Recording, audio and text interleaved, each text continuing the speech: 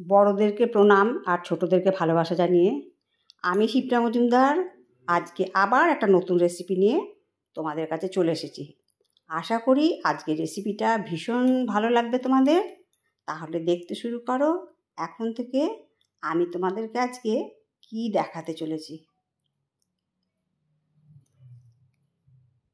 দেখো, আমি এখানে 2 আঁটি লাল শাক নিয়ে নিয়েছি। লাল শাকের গোড়াগুলো কেটে বাদ দিয়ে একটু বড় বড় সাইজ করে কেটে নিলাম।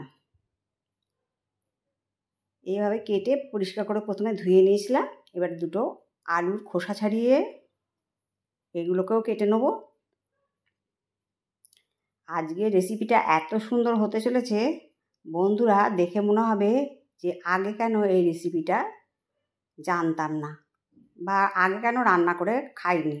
এত টেস্টি আর এত সহজ, কম মশলা তেল দিয়ে এত সুন্দর একটা রেসিপি আজকে আমি তোমাদেরকে শেয়ার করছি। দেখো, আলুগুলো ডুমো ডুমো করে কাটা হয়ে গেছে। একটা বড় সাইজের বেগুন নিয়েছি, বেগুনটাকেও আমি এরকম পিস করে করে কেটে নেব। এগুলোকে একটু ডুমো ডুমো করে কেটে নিচ্ছি।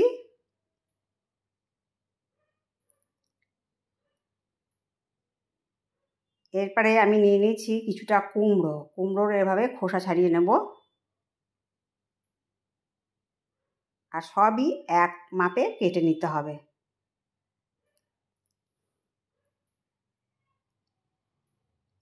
এইভাবে ডুমো ডুমো করে কুমড়োগুলোকেও প্রথমে পিস করে নিলাম, তারপরে আমি এইভাবে কেটে নেব। তোমরা দেখে বুঝতে পারছো কুমড়োগুলো যেন একটু বড় সাইজে থাকে। দেখো, কুমড়োগুলো আমি এইভাবে কেটে নিচ্ছি। সম্পূর্ণ কুমড়োটা কাটা হয়ে গেল।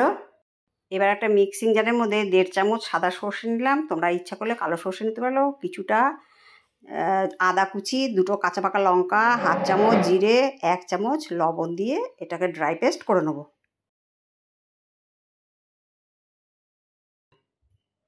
প্রথমে শুকনো করে ঘুরিয়ে নিতে হবে। তারপরে এর মধ্যে আমি দেখো দিয়ে দিচ্ছি একটা টমেটো, এরকম ডুমো ডুমো করে কেটে রেখেছি। এইটা দিয়ে ভালো করে পেস্ট করে নেব। দেখো, আমার পেস্ট করা হয়ে গেছে। এরপরে পরবর্তী ধাপে চলে গেলাম। কড়াইতে সর্ষের তেল চাপিয়ে দিলাম। এই রান্নাটা সর্ষের তেল দিয়ে করলে বেশি ভালো লাগবে। এবারে খানিকটা বড়িকে সুন্দর করে লাল লাল করে ভেজে নিতে হবে। দেখো, আমার ভাজা হয়ে গেছে। এবারে বড়িটাকে আমি তুলে নিলাম। এবার যে তেলটা বেঁচেছে তার মধ্যে 2টো শুকনো লঙ্কা প্রথমে দিয়ে দিলাম। একটু লাল হয়ে যাওয়ার পর্যন্ত অপেক্ষা করে তারপরে দিয়ে দিলাম 5 ফোড়ন। কত কম তেল মশলাতে এই রেসিপিটা হয়ে যায়, তোমরা শুধু একটু লক্ষ্য করবে তাহলে বুঝতে পারবে। আর স্কিপ করো না, তাহলে কিন্তু এত সুন্দর সহজ রেসিপিটা তোমরা বুঝতে পারবে না। আলু ছেড়ে দিলাম। আলুটাকে ভালো করে এই পর্যায় পর্যন্ত নেড়ে চেটে নিলাম। তারপরে দিয়ে দিলাম কেটে রাখা কুমড়োগুলো। আমার কাছে এই সহজ সহজ রেসিপি অনেক পেয়ে যাবে তোমরা যদি আমার চ্যানেলটাকে ফলো করো। নিরামিষ আর অল্প তেল মশলায় আমার বেশিরভাগ রান্না থাকে। তাহলে বন্ধুরা, যদি তোমাদের এই রেসিপিটা ভালো লাগে তাহলে লাইক, শেয়ার, কমেন্ট আর সাবস্ক্রাইব করে অবশ্যই আমার চ্যানেলের পাশে থাকার জন্য তোমাদেরকে অনুরোধ করলাম। আর যদি কোনো নতুন বন্ধু এসে থাকো তাহলে অবশ্যই বেল বাটনটা অন করে দিও, তাহলে সমস্ত নোটিফিকেশান তোমাদের কাছে পৌঁছে যাবে। দেখো, আলু কুমড়ো ভাজার পরে আমি দিয়ে দিলাম বেগুন কেটে রেখেছিলাম, সেই বেগুনের টুকরোগুলো। এরপরে বেগুনটাকেও বেশ এরকম করে হালকা করে মজিয়ে নেব। আর দিয়ে দিলাম 1/2 চামচ হলুদ আর 1/2 চামচ লবণ। এইভাবে রান্নাটা যদি করে নেওয়া হয় দেখবে কত সুন্দর টেস্টের একটা তোমরা রেসিপি পেয়ে যাবে। আর সত্যি তখন মনে হবে কি আগে কেন জানতাম না এত সুন্দর রেসিপিটা। দেখো, বেগুনটা বেশ মজে গেছে। এরপরে আমি মশলাটা দিয়ে দিলাম। মশলাটা দিয়ে দেওয়ার পরে ভালো করে মিশিয়ে নিয়ে ওপর নিচ নাড়িয়ে চাড়িয়ে কষিয়ে নেব। এর স্বাদ আর গন্ধ এত সুন্দর যে তোমাদের 1 থালা ভাত উঠে যাবে, সঙ্গে আর কোনো কিছুর প্রয়োজন হবে না। এবারে মিক্সিং জারটা ধুয়ে একটু জল দিয়ে দিলাম। এবার ভালো করে আবার নাড়াচাড়া করে ভালো করে কষিয়ে নেব।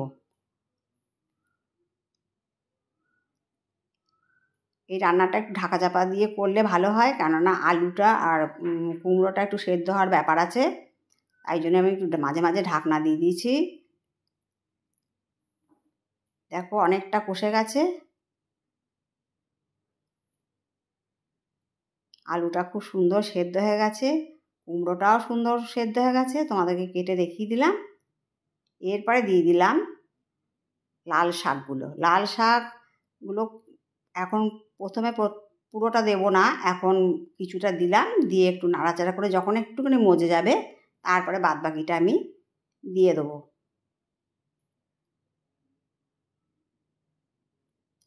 সম্পূর্ণ লাল শাকটা আমার দেয়া হয়ে গেছে। এবারে এটাকে আমি ওপর নিচ নাড়িয়ে চাড়িয়ে কষিয়ে নেব। এবারে ওপর থেকে একটা ঢাকনা চাপা দিয়ে দিলাম। শাকের থেকে যে জলটা বেরিয়ে গেছে সেই জলটা দিয়ে আমার পুরো সম্পূর্ণ রান্নাটা হয়ে যাবে। এর জন্য কিন্তু অন্য কোনো জল দেওয়ার প্রয়োজন নেই। কত সুন্দর দেখতে লাগছে দেখো, অপূর্ব স্বাদের এই লাল শাকের রেসিপিটা তোমাদের কাছে শেয়ার করলাম। স্বাদটাকে ব্যালেন্স করার জন্য এবার একটু চিনি দিয়ে দিলাম।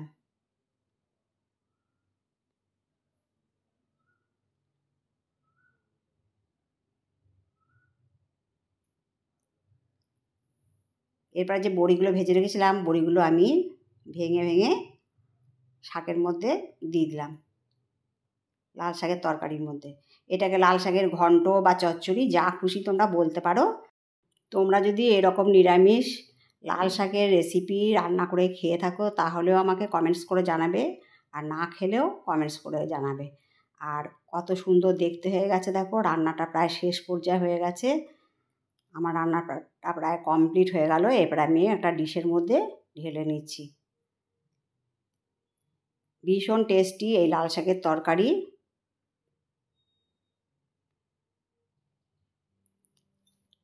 আর তোমাদের সুন্দর সুন্দর কমেন্টস আমার ভীষণ ভালো লাগে, আর একটা নতুন রেসিপি তৈরি করতে আমাকে অনেকটা উৎসাহ জাগায়।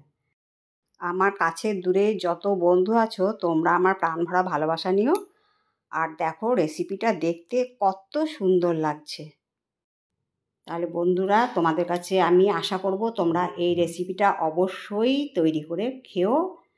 আশা করি এর স্বাদ তোমরা ভুলতে পারবে না। আর সবাইকেই বলবে যে দারুণ সুখবর চলে এসছে, একটা দারুণ সুন্দর নিরামিষ রেসিপি তৈরি করে নিয়েছি। দেখো আমি এখানে কিছুটা ভাত নিয়ে মেখে এটা দিয়ে আমি পুরো ভাতটা খেয়ে নেব। তাহলে বন্ধুরা আজ এখানেই রাখি, অন্য কোনো দিন অন্য কোনো রেসিপিতে দেখা হবে, কেমন? টাটা।